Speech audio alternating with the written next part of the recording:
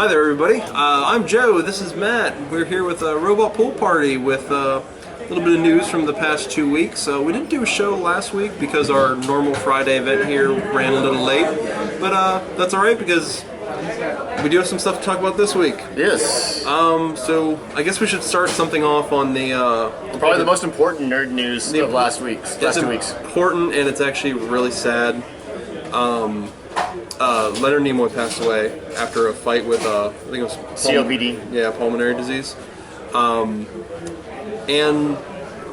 when I found out about it, I wasn't really sure exactly how to react because, like, full disclosure, I've never watched the original series of Star Trek. But at the same time, any Star Trek fan, and you know that's my thing, you can't deny the contribution that Leonard Nimoy made to the franchise and as a result to science fiction. Spock was one of those breakout characters like the Fonz or somebody like that like without him that show would not have continued. We wouldn't have a Next Generation or anything like that. Exactly. If it wasn't for Spock, if it wasn't for the chemistry that he had with the cast, and then just it's like all the good that Star Trek had with because it's done a lot for equal rights. It's done a lot for kind of teaching people about tolerance. You wouldn't have had that if it wasn't for Leonard Nimoy's performance as Spock. And you can always say, oh well, maybe they could have got a different actor, but no, he was the only one from the pilot that made it into the next series. He was. Well, technically. Oh, I guess. Well, I don't know if Nichelle Nichols was in it. No. But the nurse. Well, Gene Roddenberry's wife was in it. Yeah. And she became the voice of. She was always the voice of the computers in all of the. But because. Yeah. Well, she had a great voice. But anyways, you had some. Yeah. So like, facts. I had looked up some interesting facts. Like Joe, I didn't watch a lot of the original series, but you couldn't escape just what he did for the series. And then like when he was in the movie reboots, number 1, you're like, that was pretty awesome. Yeah. Yeah, he was the high point of the movie reboots. Yeah, like so you had some. Yeah, I got some neat facts. People might not have known about Leonard. Yeah, I had heard about this first, so like I went looking up. But he actually pushed for pay equality with Nichelle Nichols and Walter Koenig because they weren't granted the same, and asking to pay some of these bit players and asking to pay Nichelle Nichols like the same price as the main cast was insane in the '60s. Like that would only come from someone with like a strong sense of fair play, because it just wasn't going to happen, and he made it happen. So like I thought that was pretty cool. I mean, you're all familiar that he did invent the "Live Long and Prosper." It was like a paraphrase from a Bible quote, and he invented He didn't invent it, but he adapted it from a Jewish blessing. Yeah. But I didn't know he invented the Vulcan neck pinch.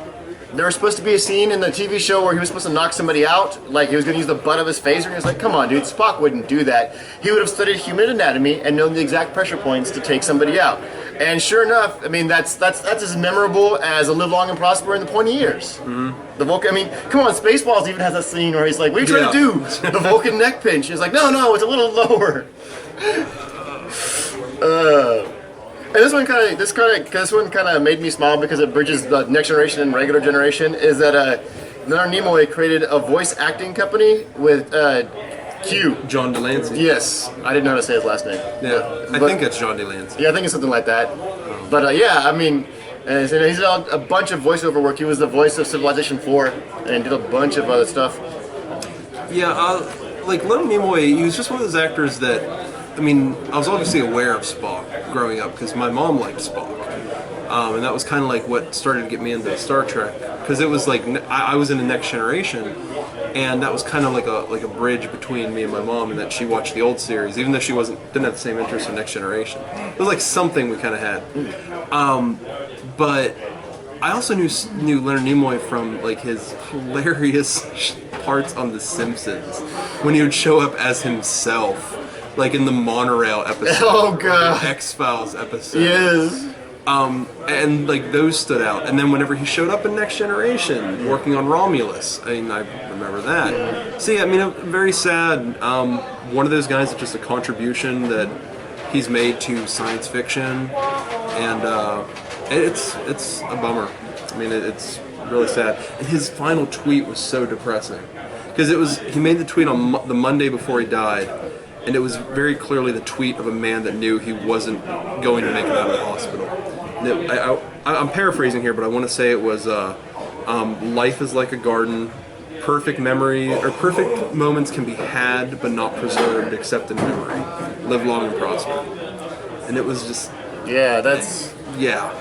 But anyways, let's move on to other stuff before this just bums everybody out.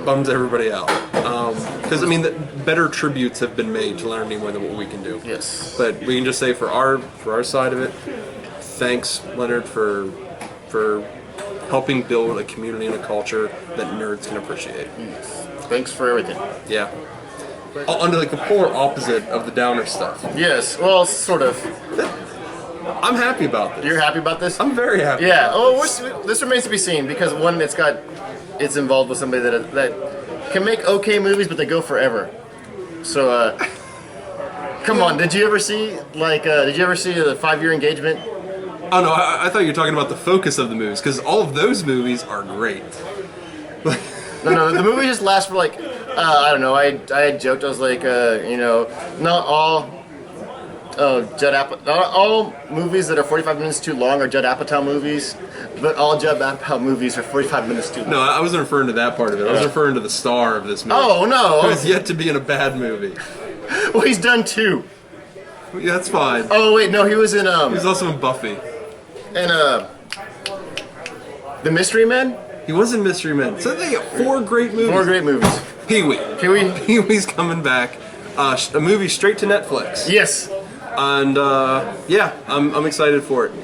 Paul Rubens, despite pushing, I think he's got to be over 50 by now, still basically looks like Pee-wee. He's got to be 60 when you think about it, because he wasn't a spring chicken in the 80s. That's true. He had to be at least be like pushing 30 then. I don't know. Either way, he's way too old for it, but he still looks good. Yeah, he looks the part.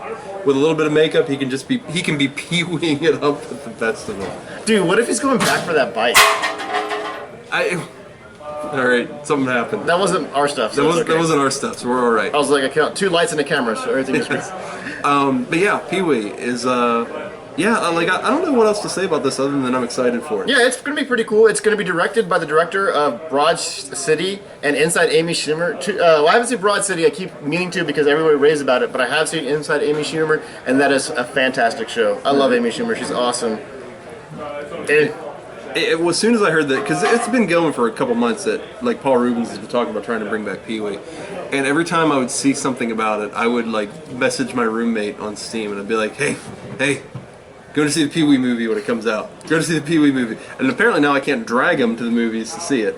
It's going to be on Netflix. See, I like the fact that you knew about this for months and neglected to tell me. I didn't know if you cared about it. I thought we were tight, man. I didn't know you cared about Pee-wee's. You can't Pee-wee's share with your return. co-host. Who can you share with? Pee-wee's coming back, so get pumped. Oh, yeah. Get a hat and hold them onto it. Another thing that's really kind of cool is that it's going to be written by Paul Rubens and the guy that wrote Arrested Development and Inglourious Bastards. That'll be great as long as the guy that wrote Arrested Development wrote it like the first 3 seasons of Arrested Development. Well, the 4th one was bad because Michael Cera demanded to have too much time.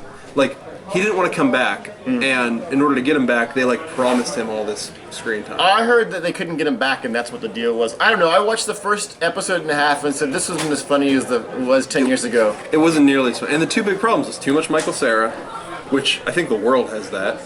And the other problem was it suffered from not having the whole cast there for a single stupid episode. It was like we have half the cast and we have half the cast, but not all together. But it did have Terry Crews, and Terry Crews was awesome in it. Yes, Terry Crews. Awesome in everything. I haven't seen anything that in that episode that he did in that series, that season that he had, but Terry Crews is awesome. There's an episode where Buster punches him out. Like that alone was like the saving grace of season 4 for me. So I can just watch a Buster punching Terry Crews gif and be like cool with it, right? Yeah, for the most part. Highlights of season 4. You didn't like the parts of James Lipton? I don't remember that part. James Lipton. I don't know who James Lipton is. I feel like I should know Inside that. the Actors Studio?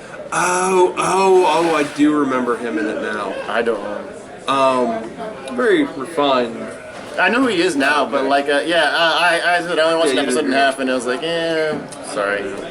All right. Well, that was all we had about Pee-wee. Yep. So look for it in Netflix. I guess they're doing everything. Look for it maybe before Zelda comes out. Who knows? Maybe. Maybe. One day.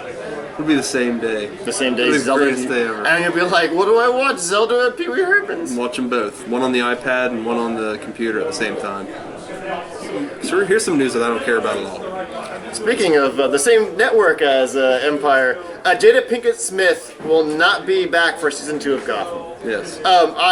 I can't imagine anybody being surprised with that. She was an obvious star, like a movie star. Yeah. And this was a TV show that nobody really thought was going to succeed. So I'm not surprised I couldn't get a commitment out of her for 2 years. Her character was kind of a throwaway. I mean, she was a badass, but she wasn't. They didn't know what to do with her. Yeah, they didn't know what to do with her. Like this thing where she's like currently in this like underground cellar, and she cut out her eye, and you're like, what? No. Also, I got a lot of beef with Gotham right now. Yo, you get in line because it's terrible. I'm going to complain about something that I'm sure nobody else has complained about yet. But I heard that Jeffrey Combs was in it. And yeah, I know you don't know who he is. But Jeffrey Combs is a fantastic actor. And I heard that he was massively underused. Like he had like maybe a couple lines. Like he's a minor kind of character. Now I haven't seen it, but I totally believe they underused him. Jeffrey Combs is like in The Reanimator, and The Frighteners. He was extensively in Deep Space Nine and all the other Star Treks. He's like one of those guest actors that shows up in all of them almost. But yeah, like Gotham, you don't get somebody like Jeffrey Combs and you don't have him play somebody creepy and eerie because that's what he does. Well, who did he play? I don't know. That's the thing. I think he played just some generic scientist. Like he didn't play anybody iconic. Like Was he the electrocutioner? like I said, I don't know. I'm taking this on hearsay, but I'm also taking it on hearsay based on the fact that You'd believe it? I believe it because from what I saw of Gotham, it didn't know what it was doing. Which is a shame because I really like Donald Logue as Harvey Bullock. Like that was the shining spot for me. Yeah, it's done stuff. Oh, Gotham. Yeah, well. Anyways, sorry Speaking about of my- disappointments, Yes. the dude that wrote Jack the Giant Slayer will be writing Shazam, which is good news if you're a 13-year-old girl, but if you're a fan of Shazam, you're probably not expecting much from that now. But if you're a 13-year-old girl, you might be a fan of Billy Batson, who is a 13-year-old boy.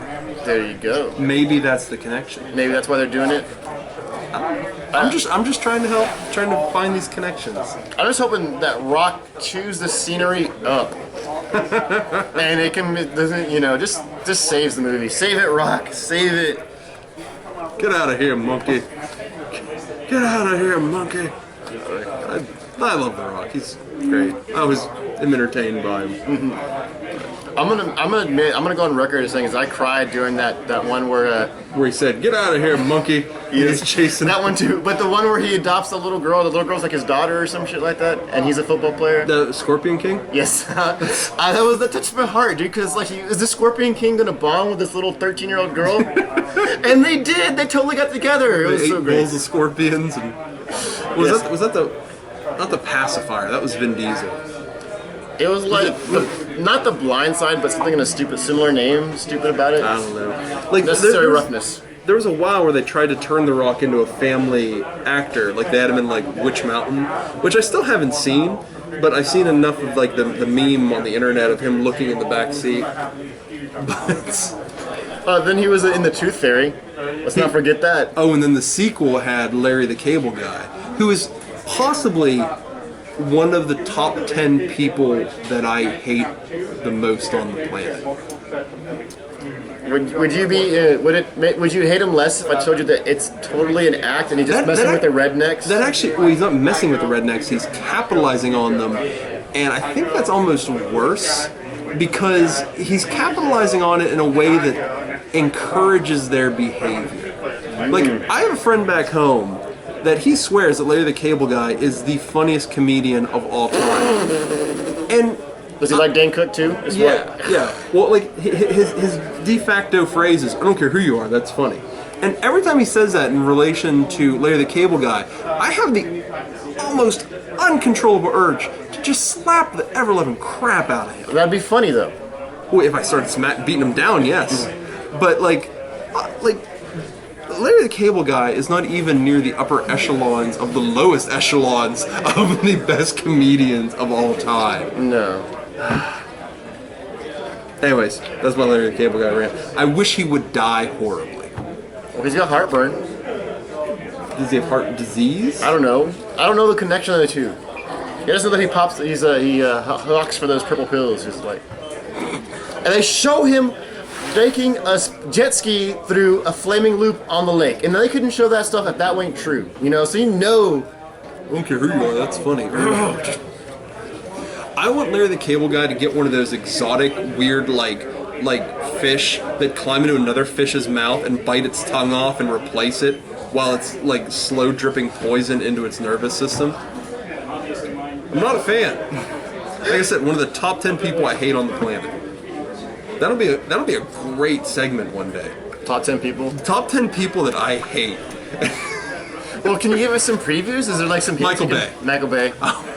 Whose cousin was married to Leonard Nimoy? I did not know that. I learned that today. Like a lot of them are like people that like I Generally know in personal life. Oh, okay. So it'd be like some random dude in Pennsylvania. Mostly, yeah. Like there's people. Oh, dude, I'm sorry. You don't watch the Kroll Show, right? So you couldn't tell me if the Pennsylvania is accurate or not. Pennsylvania? See if you can watch some YouTube clips of Pennsylvania. It's like a takeoff of those little pawn shop shows, and there's some guy in Pittsburgh and a guy in Well, there's a lot of those like little crappy antique stores and stuff like that in the rural areas of PA. No, dude, watch Pennsylvania. I know you know what I'm talking about, right? You don't watch the Kroll Show? Dude, I was counting you to have my back. That's a show that doesn't exist. The Kroll Show? You keep making up shows about Pennsylvania, you're going to be on my list. When I start thinking about Johnstown, I start thinking about all the stuff I hated back there. That's this vicious cycle. Oh, well, then we'll get something happy. Here's something that you probably experienced in Johnstown that's good. So, in 2017, Ducktales will be back. Yep. Okay, see, like, one, I'm glad you made that noise, because there's a story I was going to go into there. Like, we were walking down Red River, and we were in between 7th and 8th, you know, so, like, that's where all the punk rock bars and all the rock and roll bars are, and we were just like, you know, people of my age were drinking and stupid, and some girls were singing the Ducktales song, and when they got to the woo-woo part, everybody on the entire street screamed the woo-woo. That's because everybody knows that. Yes, it's the best part. Well, like, I am very happy to hear that DuckTales is returning, although I'm a little bit worried that the voice actor for Scrooge McDuck will be too old to reprise it. He did reprise it in the recent Way Forward remake of the Capcom NES game. I did not know that. Yes. I didn't know they talked in the Well, it was like, I mean, well, they didn't, but for the remake, they had like updated graphics and sound, and they got the original voice actor to come in and do his thing. But yeah, I mean, you know me, I'm into nostalgic video games. So yeah, dude, I would totally play DuckTales. Did I ask you like a million times if they ever made Rescue Rangers again? No. 'Cause that was the funnest. That was better than DuckTales. I'll go on record as saying that. I'm gonna get lynched for that. I respectfully disagree, you son of a... You're like, cut because you kill me? You're like, you know, I was joking about the 11, but it's not a joke anymore. You're on the list. So yeah, I mean, DuckTales is coming back. Yes, it's cool. That is pretty cool. DuckTales was a great action-oriented adventure show. It was just unlike anything else we had at the time. And it gave us Gizmo Duck, man. Gizmo Duck. And then it gave us Darkwing Duck. So maybe there'll be a Darkwing Duck. Have you seen the Duck Knight Rises posters? And it's Darkwing Duck in the pose from Dark Knight I Rises. have not seen that. But... It's so awesome. All right. So what's our last bit of The last one is something that I want to believe that we caused. We were talking about this 2 weeks ago. 2 weeks ago, and then it was At length. announced. Yes. But to be fair, we were only talking about like the first one being good. The other ones were like, yeah, they were unplayable trash. The other ones were there. They were there. They existed. Were there. The other ones existed in the third dimension that you could hold them and touch them. They existed. Clay Fighter. It's coming back, 2016, yo. Yes, get your clay fighting on. Like, they even said a lot of things. Just gonna say that it's gonna update it to make it more modern. So it's gonna be like combo fightings and stuff like that, combo breakers, and all the stuff that's in current fighting games. Do you happen to know what company's taking a crack at it? They said it, but I don't remember it because I don't go for a lot of accuracy in our stuff. All right, that's You know, so I was like, Completely. that dude that directed that other project, he's gonna be directing it. completely vague. Fly by the seat of our pants. Half of the stuff. But look, we dude, talk I already about- told you what you need to know is that in a year, you'll be fighting one piece of clay with another piece of clay, and hopefully Bad Mr. Frosty, hopefully like all the important clay fighters will be there, like Taffy and Blue Slave Goo. Yeah, because and, that's not dated at all. What are you talking? I had to explain who Elvis was to my niece. Seriously? Yes, and I'm Wow. like, Well, it's not. You Yeah. know, it's depressing, but yeah, that's that's just how it goes. yeah. I think that's about all we had for the news, though, isn't it? Yeah, I mean, like, what's up, Hold'em? Got a fact? Not a fact. Something you guys ought to be announcing.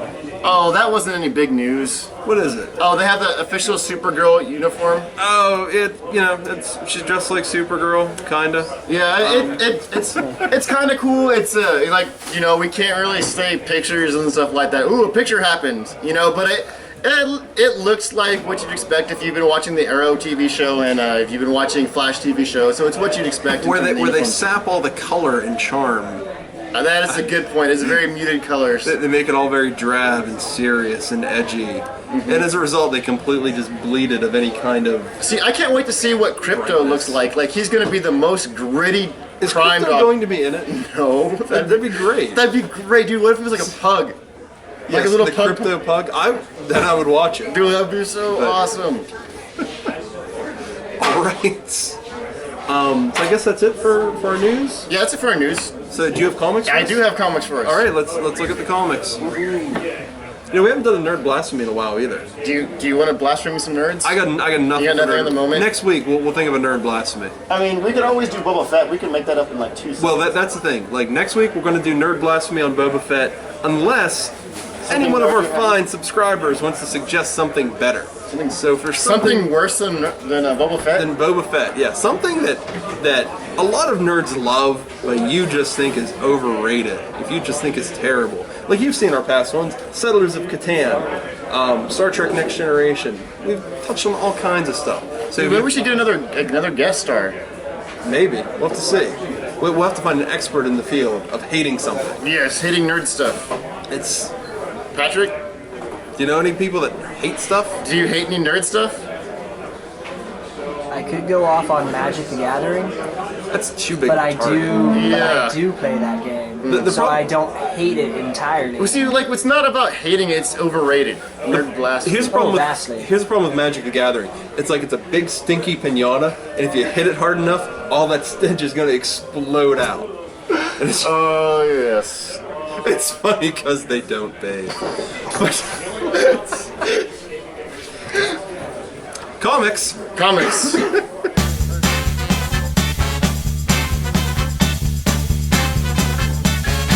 Theme music. Pacha. All right. So we got Matt's comics for this week. This was a slow week. I had, like, I picked up 2 things just because, you know, they were there, but, like, All right. we will see about what. Okay, so let's see what we got.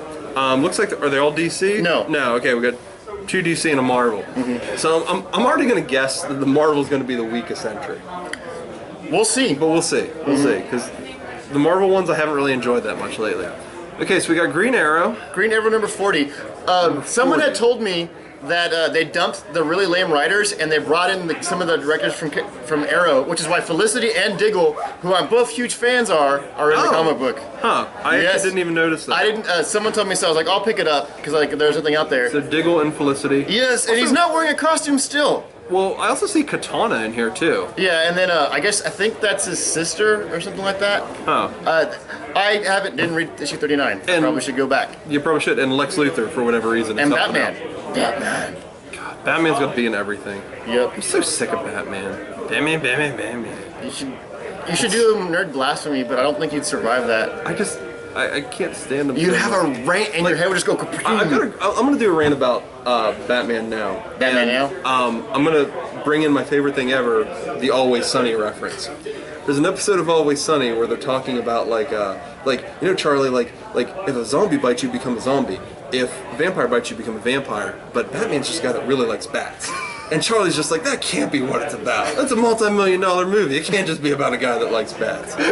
And that's how I feel about Batman. But I like bats. Have you been to the Bat Bridge here in Austin? I have been. I have not been swarmed by thousands of bats yet, but it's on my to-do list. But has it inspired you to fight crime? Not even remotely. Dude, they're a cowardly and superstitious lot, dude. Come on. The bats?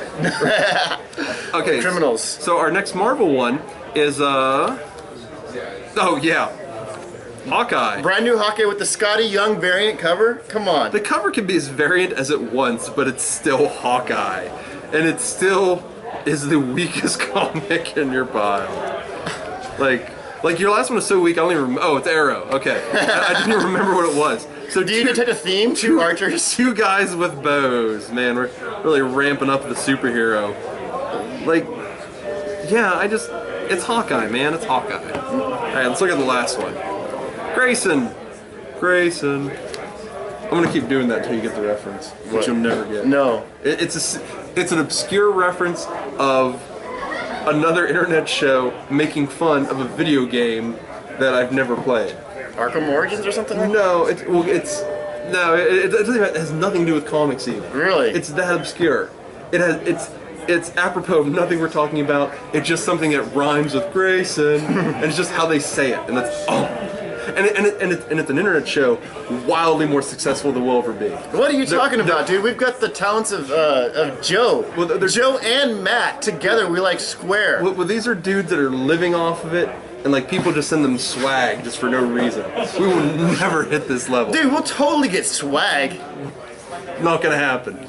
Not gonna happen. Not with that attitude. What am I even looking at? Oh, Grayson. Yes. There's a very memorable. You got to believe, dude. Look. There's a black and white Batman. Is that? No, it's not the question. He just has this weird mystical face. Yes. Now, if a question was in it, then I'd be like, all right. But he has a weird swirly face. Yeah, that's Spiral. Spiral. That's the new Huntress. Wait, where's the new Huntress? It's go back. I'm going. It's Helena Bertinelli. Oh, okay. The proper Huntress. None of this. Proper Huntress. Yes. Not Helena Wayne or. Yes. None of that garbage. The garbage. It's None of very that. aggressive. None of that ending up with the girl he was supposed to love and make kids with. None of that garbage. All right. Well, those are comics. Couple of archers and a dick. And it's Grayson.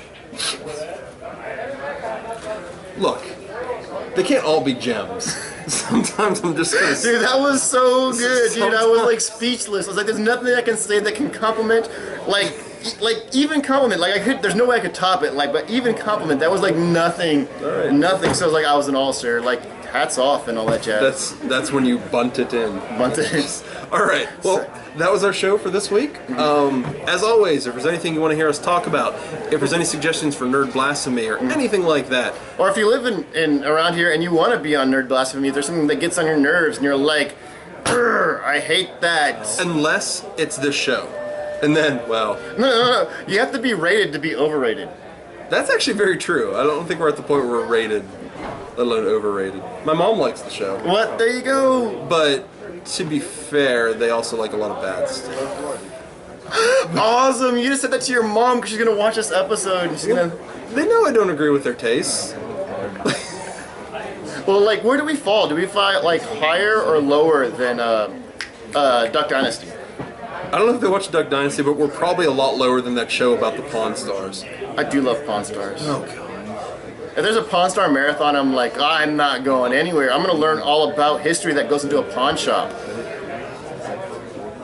Because they'll find Abraham Lincoln's papers, bro. What does your mom think of us? I haven't told my family about this show. It's probably a wise decision. Well, if you have any comments, or what does your mom think of the show, let us. Yeah, show our show to your mom and let us know. Hey mom. Ooh, I didn't cuss at all this episode, so this is a good show to show them. It's a great show, yeah. We didn't have any accidental vulgarity. We had a couple of innuendos, but and I'm pretty sure my fly was down the entire time.